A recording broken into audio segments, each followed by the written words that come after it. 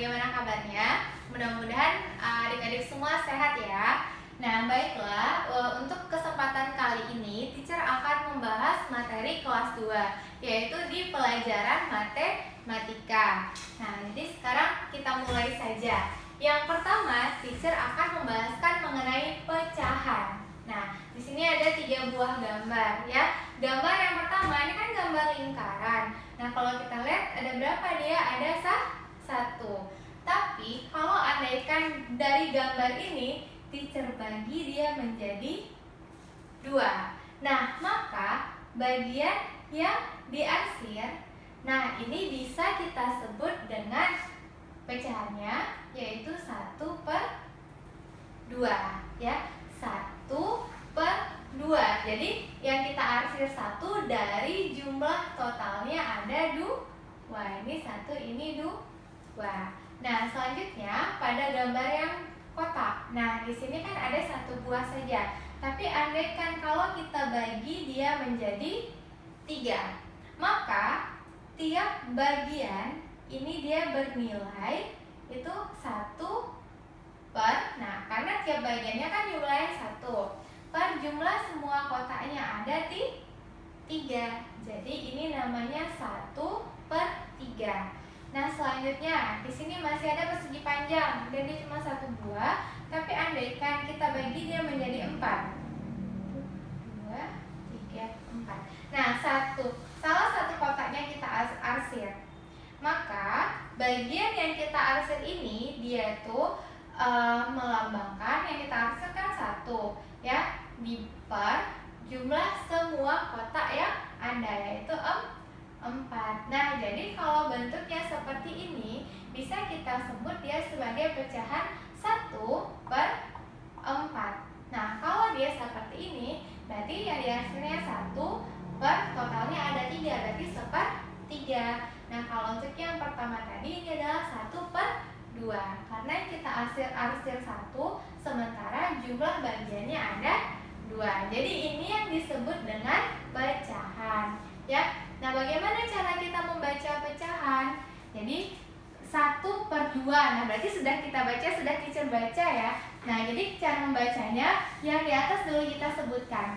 Nah, di mana yang di atas ini namanya adalah pembilang ya. Angka yang di atas itu kita namakan dengan pembilang dan angka yang di bawah itu kita namakan dengan penyebut. Jadi cara membaca pecahan pembilang per penyebut. Nah, pembilangnya di sini adalah angka 1 ya. Jadi kita baca 1 pembilangnya dulu, baru kita sebutkan per. Penyebutnya adalah 2. Jadi ini kita baca 1/2. Nah, kalau pembilangnya 1 boleh kita ganti dengan se ya. Jadinya 1/2. Jadi 1/2 itu sama dengan 1/2 cara kita membacanya. Nah, selanjutnya teacher ada soal. Yang pertama, arsirlah 1/4. Nah, 1/4 artinya 1/4 bagian dari gambar berikut. Nah, ingat ya, 1/4 itu kan berarti 1/4. Artinya dari 4 bagian ini ada 1 bagian yang kita arsir. Nah, boleh terserah mau pilih yang mana. Jadi boleh kita arsir yang di sini 1. Nah, karena sudah kita arsir 1, jumlahnya ada 4, maka ini yang dikatakan dengan 1/4. Nah, bagaimana? Bisa kan mengerjakannya? Nah, oke, kita lanjut di soal yang nomor 2 ya. Rini mempunyai 10 buah jeruk. Nah, setengah dari jumlah jeruknya diberikan kepada Santi. Jadi, buah jeruk yang diberikan ke Santi berjumlah. Nah, jadi kalau kita misalkan nih, jeruk Rini ada 10 ya. Kita buat 1, 2, 3, 4, 5, 6, 7, 8, 9, 10. Nah, katanya setengah dari jumlah jeruknya diberikan kepada Santi. Berarti kalau dia setengah berarti kita bagi dia menjadi 2 bagian ya. kalau 10 ini kita bagi menjadi 2, jadinya berapa? Nah, boleh ya teacher kotakin. Nah, berarti ini adalah setengah. Setengah bagian dari jeruk yang punya Rini. Nah, jadi buah jeruk yang diberikan ke Santi berjumlah, kita hitung, 1, 2, 3, 4, 5. Jadi setengah bagiannya adalah berjumlah 5 buah. Nah, jadi kalau untuk menyelesaikan soal cerita boleh seperti ini caranya ya. Atau boleh juga nanti, karena dia setengah bagian, berarti adik-adik bagi saja. 10 kita bagi dengan 2 ya. Jadi 10 bagi 2 dapat hasilnya 5. Nah, sama saja hasilnya kan. Lanjut kita yang di nomor 3. Nah, katanya pecahan yang menunjukkan bagian yang diarsir adalah. Nah, dari gambar ini kalau kita hitung total semua kotaknya ada 1, 2, 3, 4. Artinya banyak semua bagian itu sama dengan nilai penyebut ya. Jadi kalau dia totalnya ada 4, maka untuk membuatkan pecahan penyebutnya pasti 4. Nah, bagaimana dengan cara kita membuat yang pembilang? Nah, pembilang itu adalah banyaknya bagian yang kita arsir. Dari gambar ini ada berapa bagian yang kita arsir? Yaitu ada 1. Maka pembilangnya kita buat 1. Jadi gambar tersebut menunjukkan pecahan 1/4. Nah, coba andaikan kalau teacher buatnya seperti ini ya. Nah, ini ada kotaknya, terdiri atas berapa bagian? Berarti kalau kita hitung ada 1, 2, 3, 4, 5, 6. Nah, andaikan yang bagian ini teacher arsir, dan di sini juga kita arsir, yang di atas juga kita arsir. Artinya pecahan yang menunjukkan bagian yang diarsir berapa? Nah, maka jumlah bagian tadi kita buat dia sebagai penyebut ya, karena bagiannya ada 6 berarti penyebutnya 6.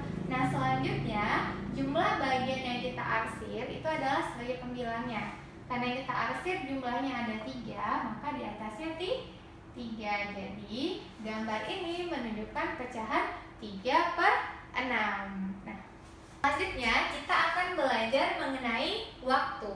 Nah, jadi di sini teacher sudah membuatkan gambar sebuah jam ya, dimana di dalam jam ini dia ada terdapat jarum panjang dan jarum pendek. Nah, jadi apa fungsinya?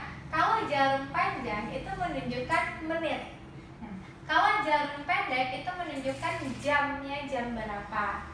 Jadi kalau dari gambar ini jarum panjangnya itu kan ke angka 12 ya, dan jarum pendeknya adalah ke angka 3. Jadi kalau dia seperti ini boleh kita sebut jamnya itu pukul 03.00 ya. Jadi dari jam ini dia menunjukkan pukul 3. Nah, selanjutnya ini ada 2 buah soal ya. Jadi kalau misalkan di soal nomor 1 jarum pendeknya ke angka 6, sementara jarum panjangnya ke angka 12. Nah, kira-kira dia pukul berapa?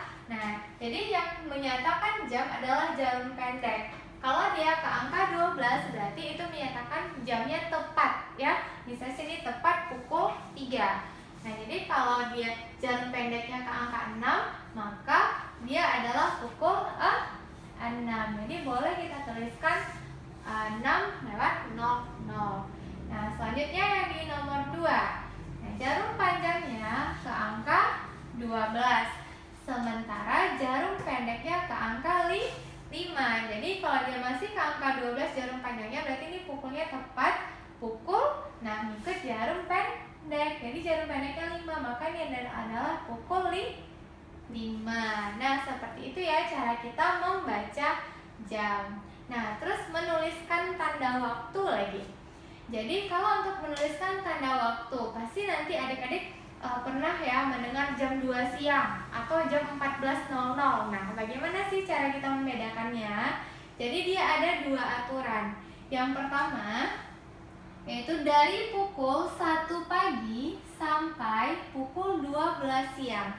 Penulisan tanda waktu sama dengan angka yang ditunjuk jam ya. Jadi dari 1 pagi nih atau 1 dini hari sampai jam 12 siang itu penulisan untuk tanda waktunya sesuai. Misalnya kan di jam ditunjukkan nih jarum pendeknya ke angka 3, jarum panjangnya ke angka 12, berarti kita buat pukul 3 ya. Nah, tapi kalau di yang nomor 2, dari pukul 1 siang sampai pukul 12 malam ya. Berarti dari 1 siang sampai pukul 12 malam, penulisan tanda waktu sama dengan angka yang ditunjuk jarum jam dan kita tambah dia dengan 12. Jadi di sini cara kita membedakannya nanti ya. Kalau dari 1 siang sampai jam 12 malam, berarti misalkan di jamnya menunjukkan ke angka 3 jarum pendeknya kan? Berarti kita tambah sama 12, jadinya jam 15. Nah, ini contohnya ya. Jadi kalau pukul 7 pagi, kita tulis tetap dia kan, karena dia kalau pagi berarti tetap sesuai dengan angka yang di jarum jam. Pukul 7.00. Nah, tapi kalau dia pukul 7 malam, nah kita pakai aturan yang kedua. Jadi dia ditulis pukul, kita tambahkan 12 ya. 12 tambah 7, baru titik 00. Jadi ya pukul 19.00. Nah, begitu juga. Misalkan sini teacher buat ada jamnya 12, 3, 6, 9, 2, 4, 5, 7, 8, 10, 11.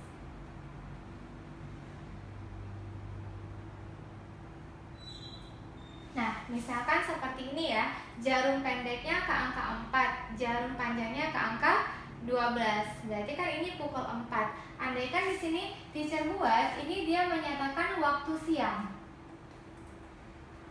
Nah, kalau kita buat tanda waktunya, jadi bagaimana? Boleh kita buat ya pukul.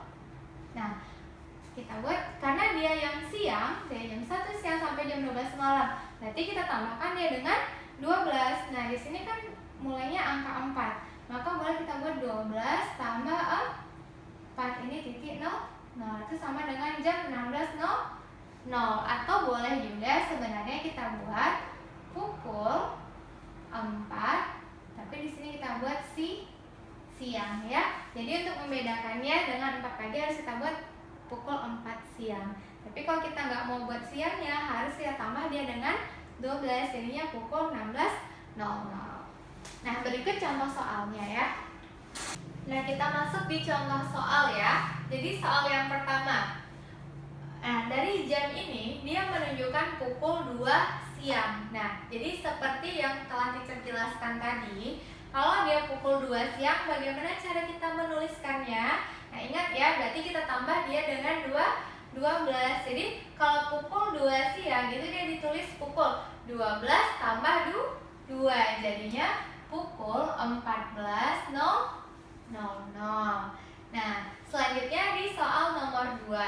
Pada pukul 15.00 ya, jarum pendek menunjukkan angka. Nah, kira-kira angka berapa dia? Jadi sini kan pukulnya sudah pukul 15. Cara kita mengetahui dia itu menunjukkan angka berapa?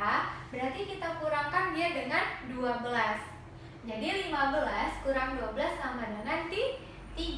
Jadi pukul 15.00 itu sama dengan pukul 3 siang ya. Maka jarum pendeknya akan menunjukkan angka 3. Seperti itu.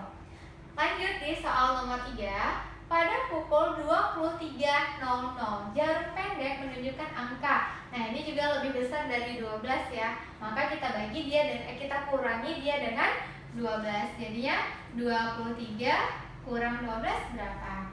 Kita kurangin 3 kurang 2 1, 2 kurang 1 1. Jadi artinya pukul 23.00 itu sama dengan pukul 11 malam. Yang dimana jarum pendeknya pasti akan menunjukkan angka 11. Jadi kalau pukul 23.00 jarum pendeknya menunjukkan angka 11. Nah, lanjut kita di soal nomor 4. Jadi kalau soal nomor 4 ini dia menanyakan berapa lama waktu ya. Kita baca dulu soalnya. Ari dan Nia masuk ke museum pukul 9. mereka keluar dari museum itu pukul 10. Berapa lama mereka di museum? Ayo, berapa kira-kira lama waktunya? Nah, jadi kalau dia soalnya seperti ini, boleh kita buat gambar ya. Coba kalau kita buatkan gambar. Nah, sini kan 12, 3, 6, 9, 1, 2, 4, 5, 7, 8, 10, 11. Nah, maka kalau dia pukul 9.00, jadi jarum panjangnya ke angka 12, jarum pendeknya ke angka 9. Nah, ini dia waktu masuk museum. Nah, ketika dia keluar itu ini 12, 3, 6, 9, 4, 5, 7, 8, 10, 11. Nah, dia keluarnya pada pukul 10. Jadi kalau pukul 10, jarum panjangnya ke angka 12 dan jarum pendeknya ke angka 10. Nah, kalau kita lihat ya, gerak dari jarum pendeknya, awalnya dia di angka 9, terus dia bergerak ke angka 10. Jadi ada berapa angka dia bergerak? Berarti ada 1 angka. Jadi bergeraknya hanya dari 9 ke 10. Artinya mereka di museum itu selama 1 jam. Jadi 1 jam ya. Atau boleh juga caranya kayak gini ya. Waktu mereka selesai kita kurang dengan waktu awal, itu boleh juga. Jadi mereka keluar dari museum, berarti ini cara 2. Nah, kan waktu mereka keluar adalah waktu 10. Kita kurang dengan waktu mereka masuk, yaitu pukul 9. Jadi kalau kita kurang, berapa hasilnya? 00, ini 1. Nah, artinya ini sama dengan 1 jam. Nah, sama di hasilnya kan? Oke, lanjut kita di soal nomor 5. Yang ditanya adalah lama bermain ... jam. Nah, di sini ada diberikan jam mulai dan jam selesainya. Ya, di mana jam mulainya jarum panjang menunjukkan ke angka 12 dan jarum pendeknya menunjukkan ke angka 10. Berarti ini bisa kita buat, ini adalah pukul 10.00. Nah, selanjutnya dia selesai. Nah, ini jarumnya sama-sama mengarah ke angka 12 ya. Jadi jarum panjangnya ke angka 12 dan jarum pendeknya juga ke angka 12. Berarti ini dia menandakan pukul 12.00.